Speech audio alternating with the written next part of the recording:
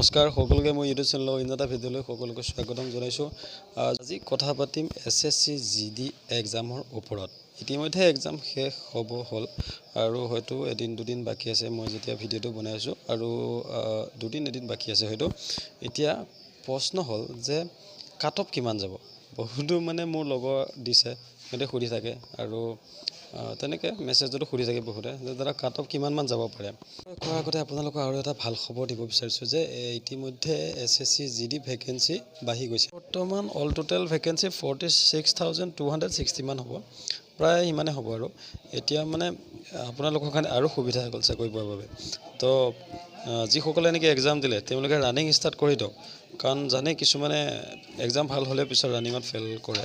মোৰ লগত যাতে এনেকুৱা নহয়, তো সেইবাবে ৰানিং ষ্টাৰ্ট কৰি দিয়ক। আৰু 5 কিলোমিটাৰ ৰানিং ইমান ইজিও নহয় আৰু ইমান টানো নহয়, তো ভালকৈ ৰানিং আপোনালোকে ষ্টাৰ্ট কৰি দিয়ক। কথালৈ আহোঁ, কথাটো হ'ল যে কাট অফ কিমানমান যাব পাৰে। এতিয়া হ'ল এইবাৰতো আপোনালোকে গম পায় যে টাইমটো কমাই দিলে আৰু ইপিনে ভেকেঞ্চিও বাঢ়ি গ'ল আৰু লগতে নিগেটিভ মাৰ্কো আছে। আৰু লগতে কি হ'ল এটা কুৱেশ্যনৰ 2 নম্বৰ কৰিলে, চ' বহুত উল্টা পুল্টা হৈছে এইবাৰ যোৱাবাৰতকৈ। সেইবাবে কাট অফৰ ক্ষেত্ৰতো বহুতখিনি পৰিৱৰ্তন আহিব। যোৱাবাৰ নিচিনা হয়তো কাট অফ নহ'বও পাৰে, তাতকৈ বেছিও যাব পাৰে, তাতকৈ কমো যাব পাৰে। তো মোৰ এটা আইডিয়া আৰু মোৰ অভিজ্ঞতাৰ ফালৰ পৰা কওঁ, মোৰ এটা আইডিয়া মোৰ মতে কাট অফ কিমানমান যাব পাৰে সেইটো মোৰ মতে কাট অফ 50+ যাব, হয়তো 50 ওচৰে পাজৰে। কিন্তু যদি আপোনালোকে 50 মাৰ্কছ ৰাখিব পাৰে তেন্তে নিশ্চিন্ত থাকক, আপোনালোকৰ নিশ্চয় নাম আহিব ফিজিকেল লিষ্টত। আৰু সেইটোৱে আৰু ইমান চিন্তা কৰিব নালাগে। যদি এক্সাম ভালকৈ দিছে আপোনালোকে নিশ্চয় ভালেই হ'ব আৰু ৰানিং ষ্টাৰ্ট কৰি দিয়ক। আপোনালোকৰ এটা ডিটেইল ভিডিঅ' বনাম ভালকৈ, প্ৰতিটো কাষ্টৰে OBC, UR, ST, SC, EWS প্ৰতিটো কাষ্টৰে এটা ভাল ভিডিঅ' এটা বনাম।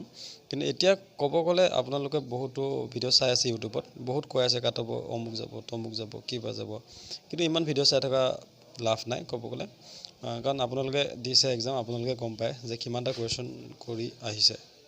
মেক্সিমাম ল'ৰাই 30 পৰা 40 ভিতৰতে কুৱেশ্যন কৰি আহিছে।